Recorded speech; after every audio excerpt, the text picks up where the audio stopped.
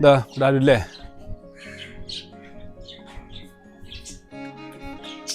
Hello hello, ഇവിടെ ആരുമില്ലേ?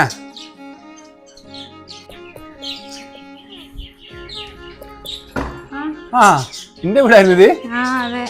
ഞാൻ കേസ് നിങ്ങൾ ബില്ലടിച്ചിട്ടില്ലല്ലോ, പിന്നെ ഫീസ് തരാൻ വേണ്ടി വന്നാ. ഞാൻ അടിച്ചിട്ടില്ല. അല്ല എനിക്കപ്പോ KSBയിലെല്ലാം ജോലി കിട്ടിയേ? ജോലിയാ? നമുക്ക് ജോലിയൊന്നും ഇല്ലാന്ന് പറഞ്ഞോണ്ടാണല്ലോ നീ നമ്മളെ തേച്ചിട്ട് പോയേ. പിന്നെ ഇന്ന കല്യാണം കഴിഞ്ഞ് അതിന്റെ പിറ്റേത്തെ മാസം നമുക്ക് സർക്കാർ ജോലി തന്നെ കിട്ടിക്കോളെ. അല്ല എന്റെ ഗൾഫുകാര് 2 മാസത്തെ കറണ്ട് ബില്ല് അടക്കാനുള്ള പൈസ ഇല്ലേ?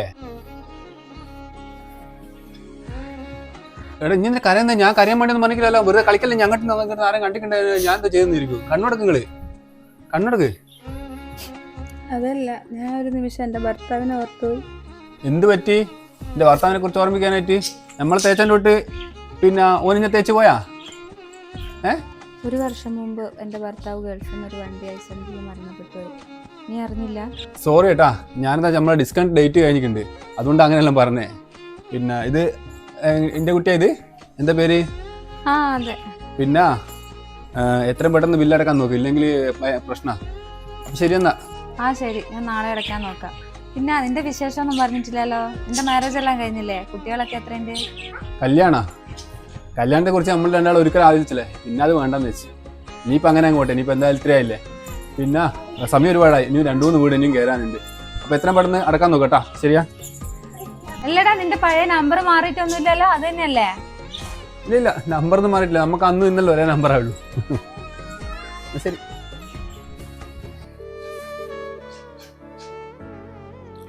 ഹലോ, പ്രജീഷ് അല്ലേ? ജിത്തിയായിരുന്നു.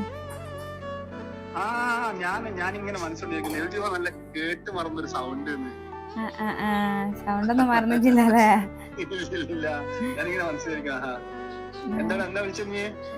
ഒരു ഹെൽപ്പ് ചെയ്യുമെന്ന് അറിയാൻ വിളിച്ചതായിരുന്നു. അതെല്ലാം സ്വീകരിക്കേണ്ടി വന്നു. കറണ്ട് ബില്ല് അടച്ചിട്ടില്ലായിരുന്നേ ഞാന്. അപ്പൊ ഞാൻ 2-3 ആൾക്കാരുടെ അടുത്ത് ഞാൻ ചോദിച്ചു, പക്ഷെ പൈസ ഒന്നും തരുന്നിട്ടില്ല. അപ്പൊ നിന്റെ ഉണ്ടെങ്കിൽ ഒന്ന് കറണ്ട് ബില്ല് അടയ്ക്കാൻ പറ്റുമോ? ഞാൻ 2 ദിവസം കൊണ്ട് തിരിച്ചു തരാം എന്റെ കിട്ടുമ്പോ.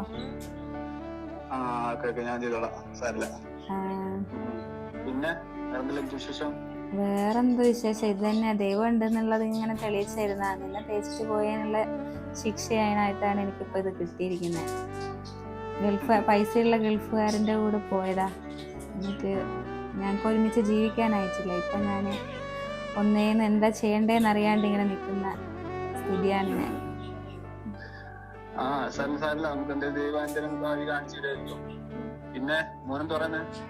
മോന് ഇവിടുന്ന് കളിക്കുന്നുണ്ട്. ഞാൻ പൈസ അടയ്ക്കാത്തതിന്റെ ടെൻഷനിലായിരുന്നു.